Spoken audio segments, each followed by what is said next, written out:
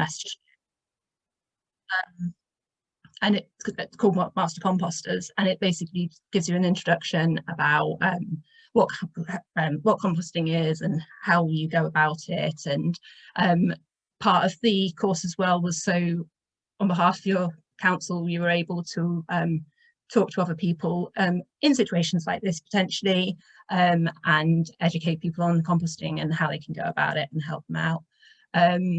Following that, I was living in Australia for a year and got involved in a community composting setup there, and sort of coordinating that.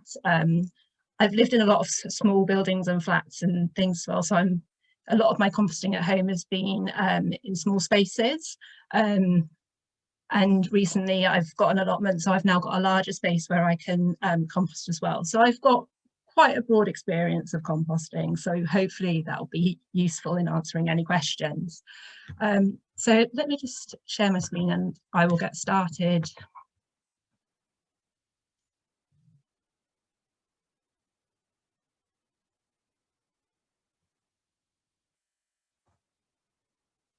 Okay, so firstly, why should we home compost? So almost half of household food, household waste can actually be composted. However, not everybody actually has access to food waste collections, and perhaps garden waste collections also cost extra money as well in a lot of places.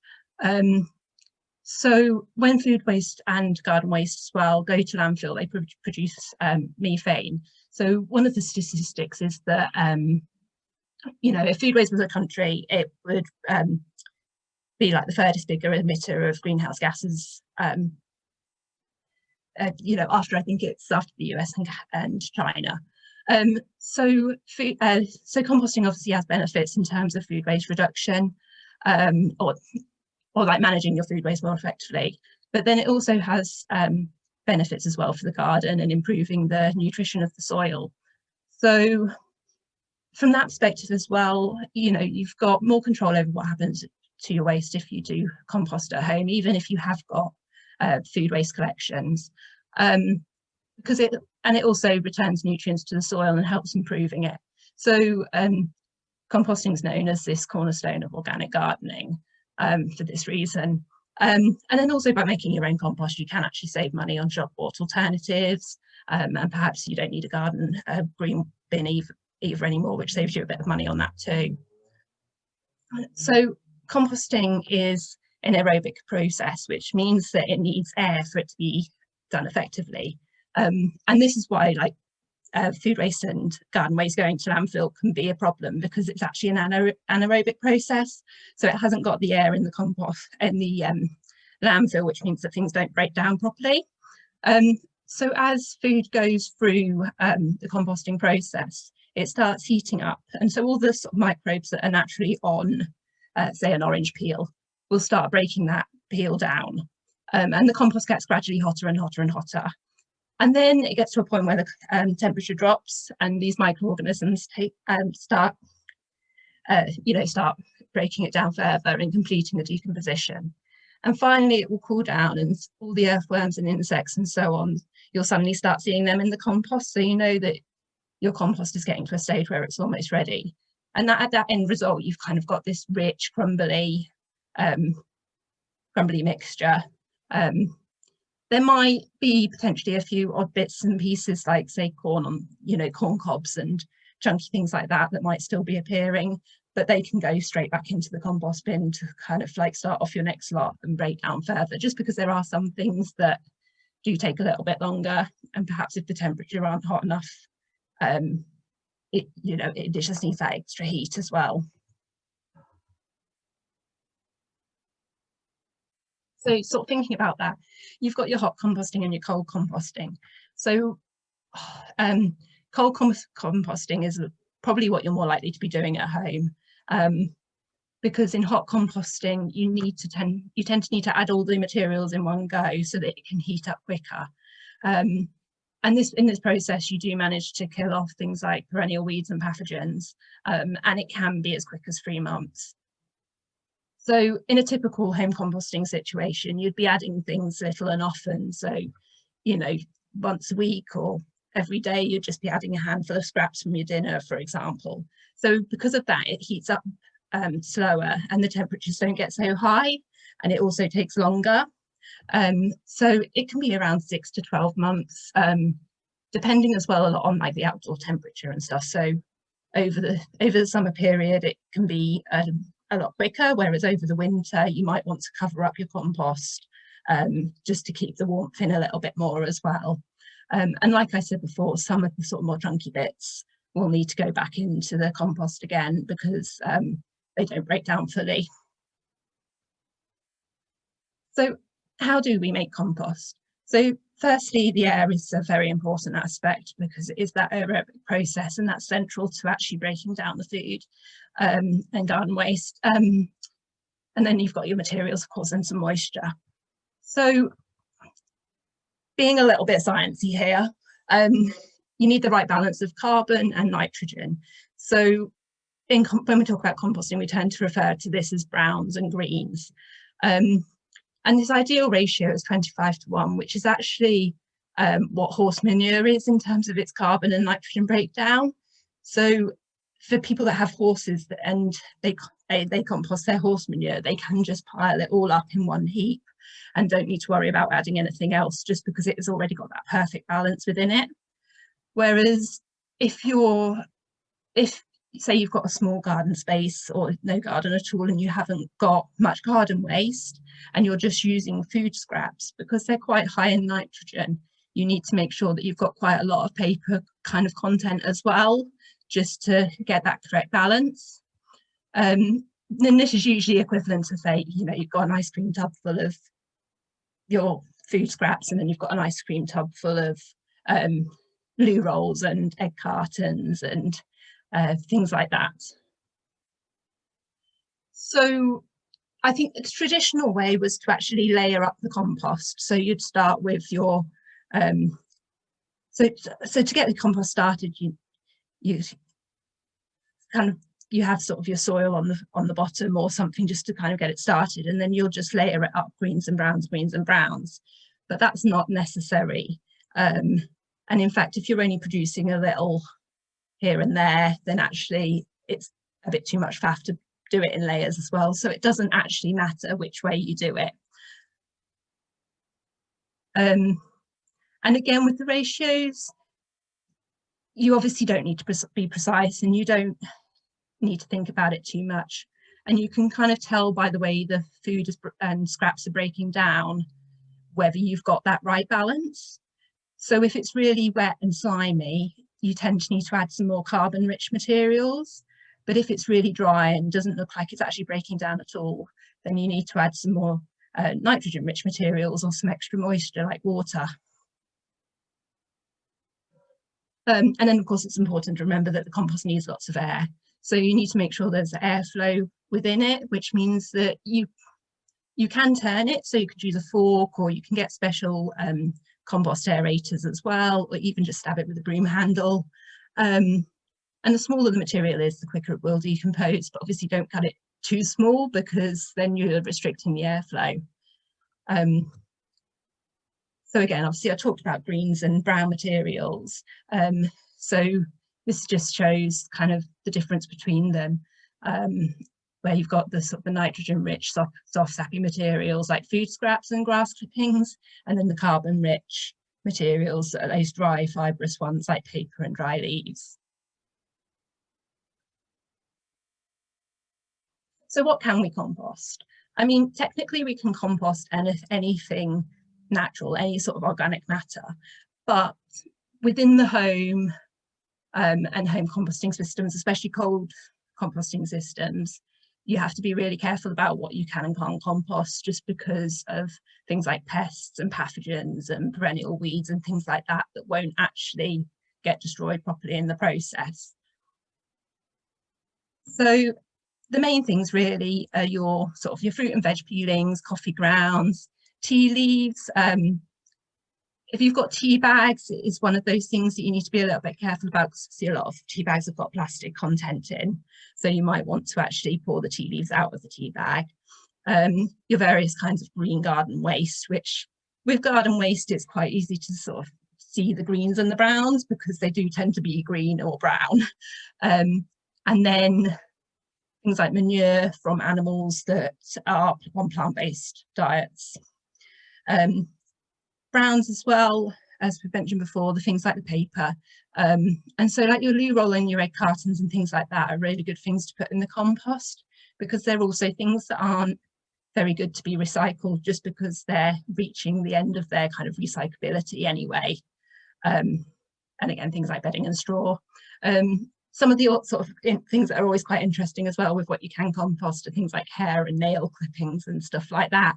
And also like the lint from your vacuum cleaner and things like that. I mean, one of my experiences with doing the lint from the vacuum cleaner is I always find Lego bricks in my compost. And also compostable packaging. So there's more and more compostable packaging these days that say it's suitable for home composting. This does vary, and it does tend to be one of those things that you will end up putting back in your compost bin maybe 2 or 3 times, just because it hasn't broken down fully. Like compostable carrier bags tend to be the worst contender in my experience, whereas other things like Farmer's Crisps packets, for example, I find they actually compost quite well. There's various things as well that make quite good compost activators. So comfrey, marigolds, urine as well is one. The one I tend to use is coffee grounds, because I've got a cafe job as well, so I get a lot of coffee grounds, and it probably works out about 1/3 of my compost. I find it really effective. And another note as well, just on dried leaves, is if you get a lot of dried leaves because of like the type of trees you've got in your garden, for example, it's actually better to separate these out and make leaf mold instead. And this is really easy to do. You just either have, say, a cage or just a bin bag with holes in. You put all the leaves in and you just leave them and forget about them for 2 or 3 years, and you end up with like a really fine sort of really delicate kind of compost that's really good for like seedling mixes and things. So again, the things not to compost, mainly because they attract pests and have pathogens and things like that. So meat, fish, dairy products, cooked foods, cat and dog feces, perennial weeds and things, and obviously things that are actually recyclable because they don't decompose, like glass and tins and plastic. So now that you've kind of got that bit of an understanding about the sort of things that you can and can't compost, there's various ways that you can then compost all those materials. And there's lots of ways that suit different requirements as well, like depending on the amount of space that you've got and the sort of food and garden waste and things that you actually want to compost as well. And also budget as well is obviously the big one. So these are all the sort of basic low cost options. So these Dalek style bins, like these are the ones that I've got with the allotment, and they come in various styles. So you've got the ones with the hatches, and then you've got the ones that haven't. And I find the ones with the hatches are convenient, especially if you've only got one bin, because you can clear the compost out kind of as you're going, as it's ready, and just keep filling it on top. Whereas if you've got two, if you've got two, you can leave one while you then start filling up the other. And then by the time that one's full, the other one will be ready to use. So it kind of, you don't need to have more than one compost bin if you don't need more than one compost bin. If you don't actually create that much waste to go in it, then one compost bin will work, but you might find it easier having one with a hatch, for example, so that you don't need to lift it up and turn it and move it about all the time, which can be quite fun. Hard work.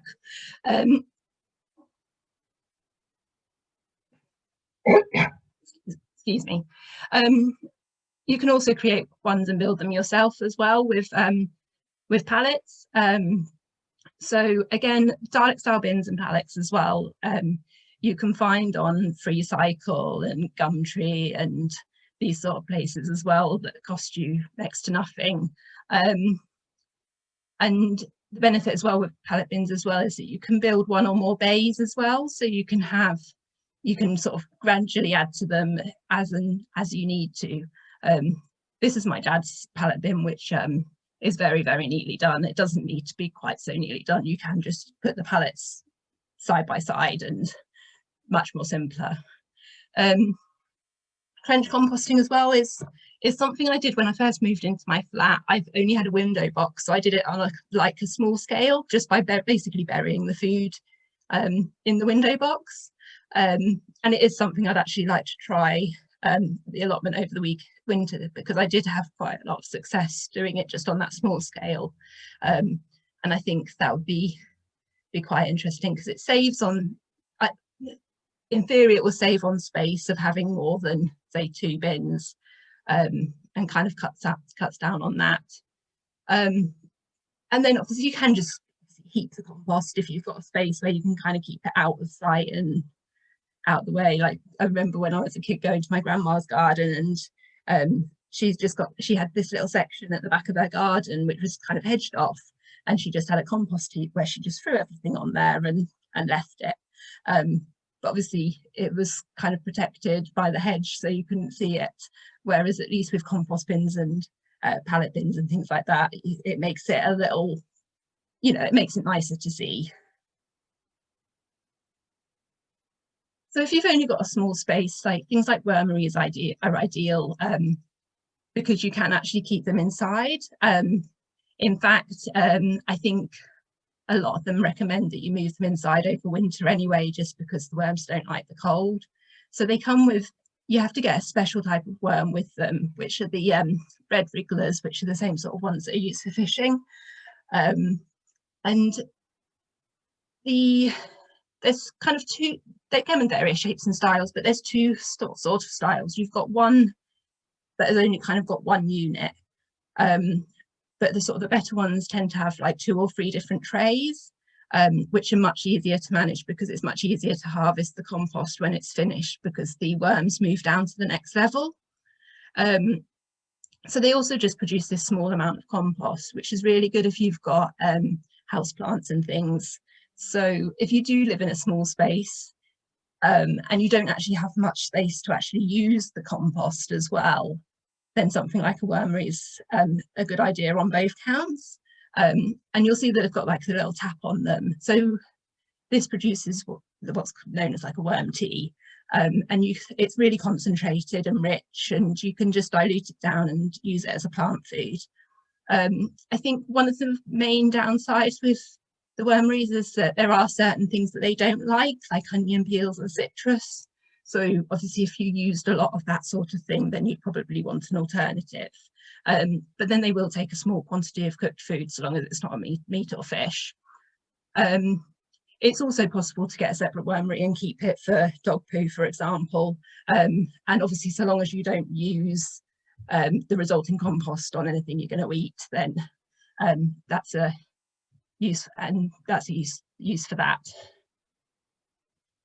And there's various different ones that some of these are more kind of hot composting methods as well, like the green Joanna and hot bin, sort of the hot composting bins where you can basically chuck in pretty much anything. So your meat and your cooked food and your perennial weeds and things, and they'll break those down. And I mean, the hot bin's got a claim that if it's used effectively, you can produce usable compost in 12 weeks. But you do have to make sure that you add quite a lot of content in one go as well. The green cone's one that if you don't want compost at the end of it, or you don't want too much compost at the end of it, because you'll bury the basket in the ground, and then you can add cooked food waste and things like that to it, and it will break down, but the nutrients will just go automatically into the soil. So they're really useful for maybe locating near a tree or something like that. The bokashi bins are this are a Japanese way of fermenting food waste, which you have your food waste, and then you've got this special bran that you layer on top, and you just do layers and layers until it's full, and then you leave it for I think it's 2 to 3 weeks. It's been a while since I've used one of these, and you start filling up your next one. And then when that mixture's fermented, you can then put it into a regular compost bin, or you can bury it in a trench. From my experience, the mixture does get quite wet, so you need a lot of those brown materials to actually balance that out. So I imagine it would probably be better to use it in a trench rather than in a compost bin, unless of course you've got lots of carbon rich ingredients that you can use. So I mentioned at the beginning about doing some community composting. So this was the site in Brisbane, and we had, when I first went there, they had, I think it was 5 community sites across the city, and over in that course of a year, they'd multiplied it to about 20. But even this site, like, we started off with, I think, the 2 tumblers and then 2 Dalek style bins, and it grew to this. In fact, there might have even been 1 more bin by the time I left. And you know, this was a really handy way for composting when you do live in a flat. And obviously in a big city, a lot of people did live in flats and that didn't have the space to. It's not something that you really see in the UK, although I do know of places like a few sort of community centres, small villages, and apartment complexes where they have set them up. So it's something that's worth looking into or thinking about if it ever interests you. But equally, there are ways as well of kind of sharing your waste. So in Australia as well, they had this app called Share Waste, where it was able to partner someone who has a compost bin with someone who needs a compost bin to actually compost their waste, perhaps because they don't have the space to do it themselves, or they're unable to compost themselves for whatever reason. And so this is always an option as well here. You know, there's various things like Olio, which is a food waste sharing app, and the Nextdoor app as well, which I know is quite popular in my area. It's quite well used. Like, they're avenues that perhaps if you did want to compost but couldn't do it in your own space, if you approach someone on one of those apps, or if you ask friends and family and things, they might be able to you know, let you use your bin. Obviously this is something that I've got to be really cautious about at the moment, but it's worth thinking about if that's a better option for you. So once you've made your compost and you've left it for say 6 to 12 months and it's ready to use, you've then got various ways that you can use it. So you can use it as a mulch, which can help you suppress the weeds and conserve moisture, as a soil conditioner, or as a top dressing for your pot plants and your hanging baskets and your lawns. And then you can also use it to make your own potting mixes, rather than buying the shop bought ones. And this particular recipe for it is a garden organic one, but there are various ones dotting about online. And there's also ones that are better suited for if you're sowing seeds and plants at different stages of their life. So, you know, an advantage as well with doing this is obviously you know what's going into your compost, and especially because we need to start cutting down a lot on the amount of peat that we use, and it can be quite difficult to find peat-free composts as well. So actually it is helpful. It goes some way to start making your own as well and start reducing that. So these are some resources that are quite useful. So Garden Organic one has obviously got lots of information about composting. Carry On Composting is a blog by one of the master composters in Leicestershire, who was kind of the master composter almost. He was like this fountain of all knowledge. And his blog is extensive. There is a lot of information on there. He does answer pretty much every question about composting that anyone could ever have. And Get Composting is a website. If you go on there and you type in your postcode, you'll see what composting bin offers are available in your area. So they get like the local authorities get subsidies on them, and there's various deals where you can get them for a slightly reduced price. So thank you. I see there's lots of going on in the chat, so.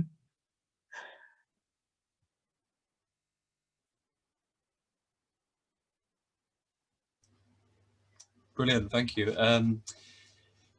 So we've had quite a lot of things in the chat. I believe some of them have already been answered. Just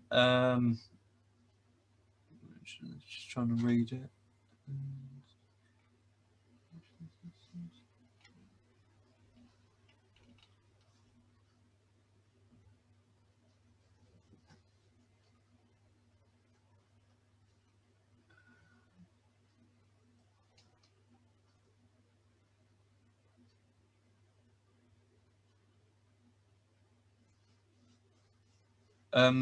This is from Alex. Alex says, what about rats in open compost heaps? I had issues years ago with rats, but then again, I kept my wormery close to my property. Yeah, good question. I know I didn't really talk about rats. So the main thing with rats is there's some ways to kind of try and prevent it. So having a sort of mesh under compost bins can be helpful. Having a kind of almost like a clear path around compost bins as well is supposed to prevent them a little bit. So if you make sure that they're not right up against walls. I've heard some reports that say mint around compost bins as well is really useful. So are you talking about wormery more specifically, or compost bin? Sorry, you're muted. I'm not sure. It just says, what about rats in open compost heaps? Oh, in compost heaps, yeah. It does mention wormery as well. I kept my wormery close to my pool. Yeah, so myself, Natalie, I meant open compost heaps. In open compost heaps. Yeah, I think it's one of those things that, I mean, I've had a bit of a rodent problem in one of mine recently, and it's one of those things that you just hear so often. And the main things as well are just to kind of disturb them every now and then, I find helps, and then hopefully they'll get the clue. And I think if you do have a continuing problem with a particular heap, then you just need to be really cautious about where you then use the compost from that particular heap. Is probably the main thing, and obviously making sure that you're well gloved up and everything, because you know the main risk from rats is Farr's disease, so which can obviously be pretty serious. And so is that transported in their poo? Yes, I believe it's the poo. And you said about human waste as well. So we've actually got, at the allotment, we've got a composting toilet, and it's not been open over lockdown over the last year, but prior to that there was one person that handled it, and I know he composted he then transferred the waste into a separate composter, composted it down further, and did use it on his own plot. And he was obviously comfortable doing that. Going forward, when we reopen it, we're actually going to be composting it separately and using it on the community orchard. So it will be going around fruit trees and things, rather than obviously on things that grow directly in the ground, you know, things like salads and root vegetables and things like that. Use it on that. Yeah, I think it's different as well if it's your own and you know what you've been eating and things. So if you're on a purely vegetarian diet and things like that, it's not going to be an issue. And if not, I probably wouldn't recommend it, but I think it's a bit, what the general advice over that is I think a bit shaky, a bit here and there. Yeah, I agree. I didn't have good experience with the cashew bin. I like the idea of it, but yeah, I don't know. How did it work in the Wormery? Sorry, you're still on mute. The bokashi, Yes, it went slimy. it did. The worms didn't like it. No, they didn't. But worth a try. And AGK matches older people with large gardens that they can't manage themselves. Yeah, I've heard about that. It's a really good scheme. Yeah, it sounds fab. Again, I think, you know, there's so, with this sort of thing and so many things in about, you know, sustainability in general, there's so many opportunities for sharing and community, and I think that's really important. And small black flies and Dalek bin is usually a sign that it's too wet and you need to add more. This is Christina who asked that. It's usually a sign that it's too wet, so you need to add more carbon rich things, so things like some loo rolls and egg cartons and dry leaves and stuff like that. They're basically like they're attracted to the sort of the vinegar and things. Like I've had a lot of problems in the past with like especially in Australia when it was really hot, actually with my compost caddy in my kitchen, because they were attracted to that. So that's another thing as well, in hot weather with compost scraps, it can be a problem in the house. So you probably want to make sure that you're either taking it straight to your compost bin if you can, or if you can't get to your compost bin for a week or so, you can freeze your scraps as well before adding them to compost bin. But yeah, the small black flies are generally a sign that you just need to add more paper and so on.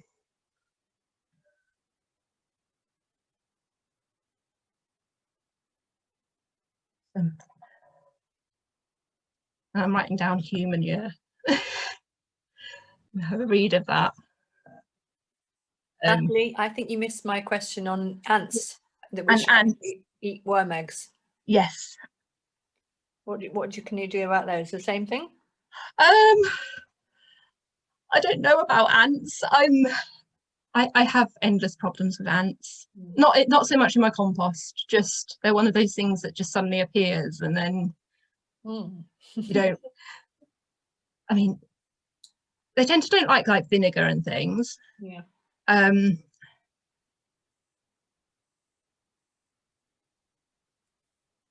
think, yeah, probably again having that mix should hopefully do away with things like ants.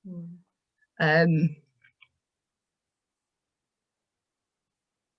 yeah, I mean, I can have a look and see if I can find any more information on ants for you.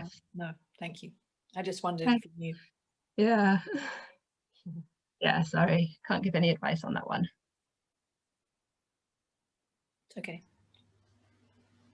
Brilliant. Does anyone have any more questions?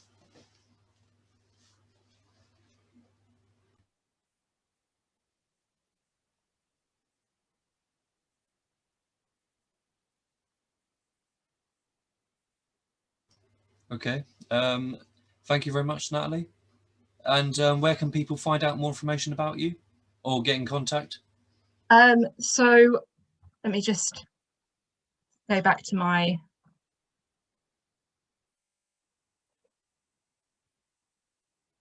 first slide that's got my contact details on. There you go. So yeah, that's just my email and then my Instagram, which is mainly just gardening stuff at the moment.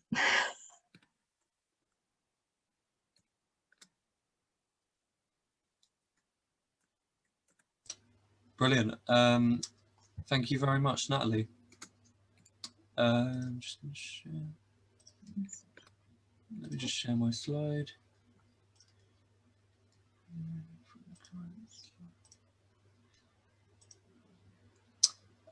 So this is part of Bedford Sustainability Week, which you know already. We've got one more talk left, and this is also being done by Natalie. She is doing one on food waste prevention tomorrow, so do book onto that. Registration closes at 11:59 p.m. tonight. 2 ways to book. You can head to Eventbrite and search for Sustainable Bedford, or even the event title you are looking for. You can also head to our Facebook, Instagram or Twitter pages. Instagram will have a link in our bio. If you've got any feedback or any further questions, then please do email me, sustainablebedford@gmail.com. Thank you very much and take care. Thank you, everyone. And thank you for the questions.